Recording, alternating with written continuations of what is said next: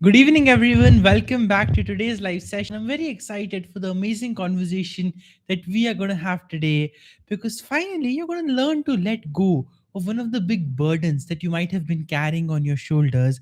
And that's the burden of trying to get things right every single time. I mean, when we look at achievers, when we look at artists, when we look at people around the world, in what they may be doing, what fascinates us is this one idea that somehow they are obsessed and they have this incredibly high standard that they never compromise on, and that's admirable and that's great. But what that also makes us feel is that kind of success, that's out of our reach. But what I'm here to tell you today is that actually that's not true. You can have the same success if you master the skills that those people have mastered. And what happens often is that when we look at successful people that inspire us, we start to assume, "Ah, they're just superhuman.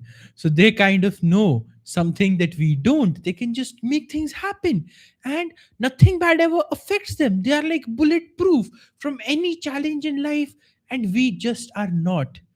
And I used to think the same way, by the way. I used to think that to succeed meant you needed to be bulletproof to challenges. You needed to be bulletproof to hurt. You needed to be bulletproof to things that would make you feel bad. But the truth is this: nobody, and I mean not a single person in the world, is bulletproof to things going wrong or feeling bad when things go wrong. It's a natural, normal human reaction.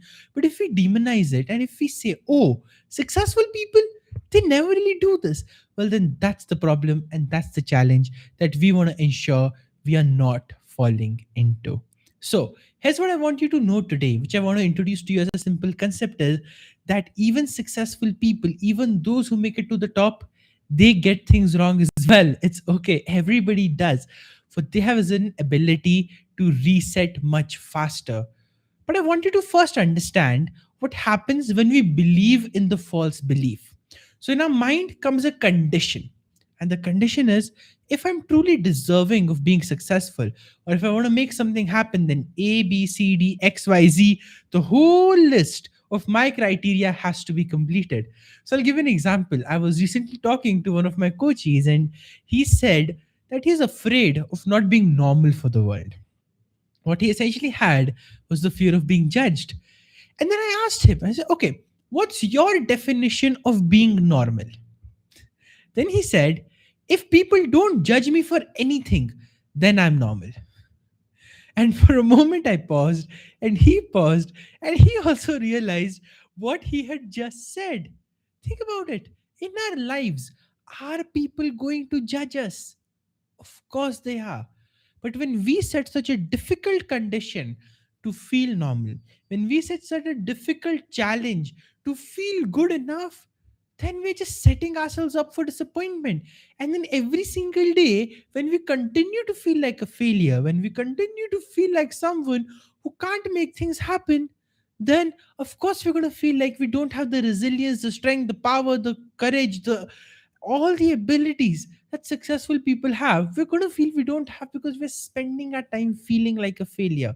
So, here's my request to you today. Can we drop those conditions, please? All those conditions that you've placed on this is what success means, this is what growing means, this is what achieving more means. Let's drop them today and let's focus on creating better, high value, and incredible results in our lives. And that happens when we become okay with making mistakes, when we become okay with having things go wrong, when we become okay with feeling sad, feeling bad, feeling hurt, feeling anything we want, but for just some time. That's the core there. You don't want to end up in this kind of negative overthinking that creates big challenges for you, because otherwise what happens is we get into an over analysis mode, and when we go sad, then we go completely sad, then we sad like it's the end of the world.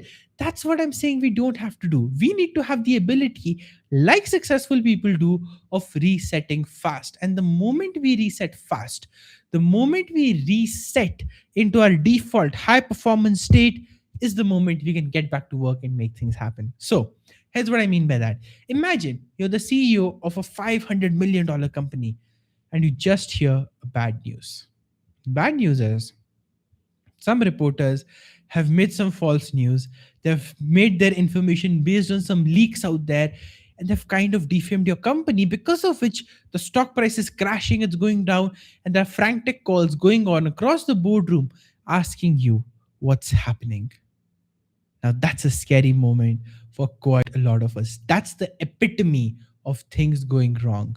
So, now my question is, if you're there, would it be crazy to just expect that you're never going to react or you're never going to feel anything? Of course, that's going to be the crazy part. You are going to feel things, you are going to feel confused, you're going to feel hurt. It's okay, it's normal. The thing is, can you sit there and cry and weep and just complain about how sad and bad you're feeling? You can't. Why? You have responsibility on your shoulders. So, what you do is you build the ability to reset fast, because suppressed emotions turn into pains in the body later on. Suppressed emotions turned into unwarranted anger on people who don't even deserve it. Suppressed emotions create a culture that breathes the life out of people. So, you don't want that to happen to you, neither to your team, neither to the people that matter to you. So, the question there becomes, how can you feel the feelings both, and how can you address them as well, so that you're not stuck upon them and you're truly making a change? Well, to answer that question, here are the three simple steps you can implement to actually start to reset fast when things go wrong. And step number one is accept. That's it. Accept and give yourself permission to feel what you're feeling. It's okay, it's normal, it's something completely acceptable. But the moment you accept it, you don't have to stay there.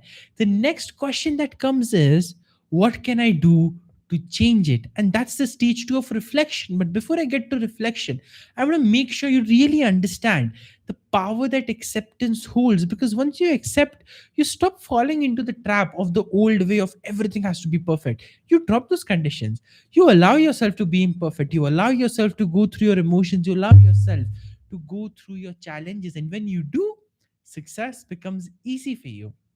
And then once you've accepted and once you're okay with the state that you have created, the next thing that you can do is reflect. Don't stay stuck there. Think of possibilities. No matter what happens, no matter, there's always a way out. There's always a way forward. Think on that, reflect on that, talk to people about that, seek help about that, but don't stay stuck up there. There are resources, there are people, there are abundant opportunities for support in the world. The problem is we are not used to taking them, and we think, hey, you know what, I don't actually need it. So that's either coming out of our arrogance, or it's coming out of our lack of awareness, that we're not even aware that such better options can exist. So for that, we need to reflect. Okay, things have gone wrong, no problem, what can I do to make them better? And when you figure it out, and I'm sure you will in just like some time, the question then that remains is of acting, which is the third simple stage of resetting fast when things go wrong. When you figure out some idea can work, some plan can work, go in, go all out, implement. Don't stay stuck on the level where you are, because 90% of problems in the world don't get solved because we unnecessarily elongate them. You've recognized it, you've accepted it, you've reflected on what's the next course of action. Take that course of action. Don't stay stuck up, because in the stucking up, in the period of time that you spend in losing your mind because you're hesitant and you're confused, that's not worth the safety that you're getting in being in the middle state. Just make a decision, go for it. Maybe you'll fail again, maybe you'll learn. Every moment, repeat the cycle: accept, reflect, act, accept, reflect, act, accept, reflect, act, accept, reflect, act. And practice this so many times that if it takes you an hour or two or a day or two to do it now, which is perfectly normal, you should be able to do the whole thing in under 1 minute. That's what leadership at its highest level is capable of.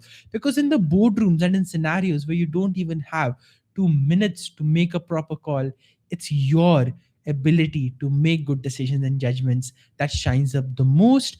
And there, especially when things go wrong, the people are at the top. They know how to accept, they know how to reflect, they know how to act. And because they've mastered it, they're able to take their success to the next level. So if you want to master this, and if you want to back to your reset and start again, even if things have gone wrong, you have hope. And the hope is that you are learning today, you're growing today, and you're understanding all these concepts. So the simple way is, take a pen and paper, implement the three steps: accept, reflect, act. Accept, reflect, act. Practice this as much as you can for any problem in your life. Pick up one right now and then see the magic that happens. Begin with acceptance, then reflect, then act. And before you know it, you will be among the league of the top 10% of the world, the top 1% of the world, who are thinking before they're acting, so they avoid regrets and they maximize fulfillment, and they truly live the life that they want. It's not that things go wrong for them, things go way more wrong for them. They just don't get stuck upon it, and they know how to move on.